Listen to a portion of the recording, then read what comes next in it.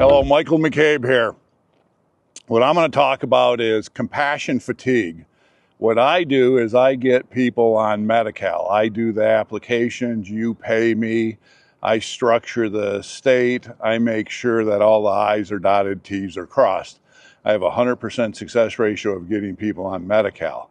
So what I see is compassion fatigue, and what ends up happening is the person that's in charge, and a lot of times what happens is the parents said, okay, we need a power of attorney for finance and for health care. And little Betty put up her hand and said, okay, I'll do that. And she has 2 brothers, 2 sisters, and she's the best candidate. But when Betty did that, she didn't understand what she was signing up for. And what ends up happening is you figure out that you really are the one in charge. Your brothers, sisters, hospitals, doctors, you're having to deal with all of those people, and you didn't really understand the gravity of all the different decisions you have to make. There's the gerontology psychology of it all, of dealing with, in some cases, the repetitiveness of people. I had a client that he drove his daughter insane. I want a peanut butter sandwich. He would have peanut butter hanging off his lip, and she just gave him a peanut butter sandwich. So I go out there and see that she's just stressed out, dad's stressed. I'm like, well, when he wants a peanut butter sandwich, just give him a half or a quarter. He doesn't even know, Elvis mentally, he had left the building. Just give him what he wants. Don't find a reason to argue with him. What they were compared to what they are now, if they're in mental decline, is 2 different whole things. Some of it is, I call it compassionate misdirect, which in reality is lying. I have this daughter that says, I can never lie to dad. Well, you're not lying to dad. Dad's not there. Dad has left the building. And what needs to end up happening is you have to do what I call adulting up. And you need to be selfish at some point. You'll figure it out, because after years of doing this, it'll just break you down.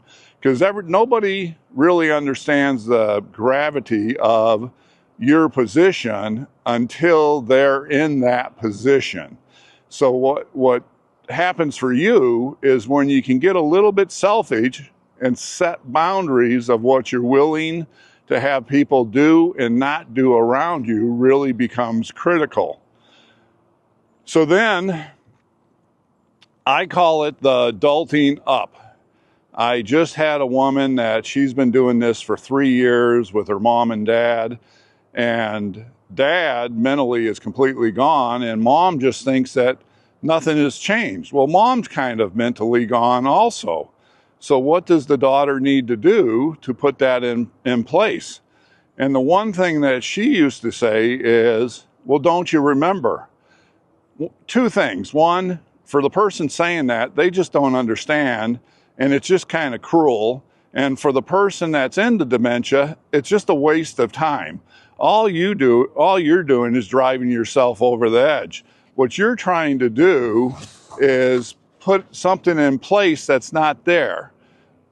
You show up at a train station and you need to be at the train at 5 o'clock. You're at the train at 5:30. That train has departed. You're not getting on that train. Really manage what your compassion fatigue is.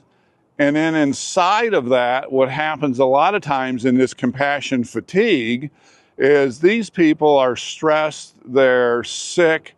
You pick that up. Nurses, you have to have a distance. That's why you don't work on family members and loved ones, because you got to have a distance. You're a surgeon. At some point, you have to cut. There's boundaries that need to be set, and there's isolation.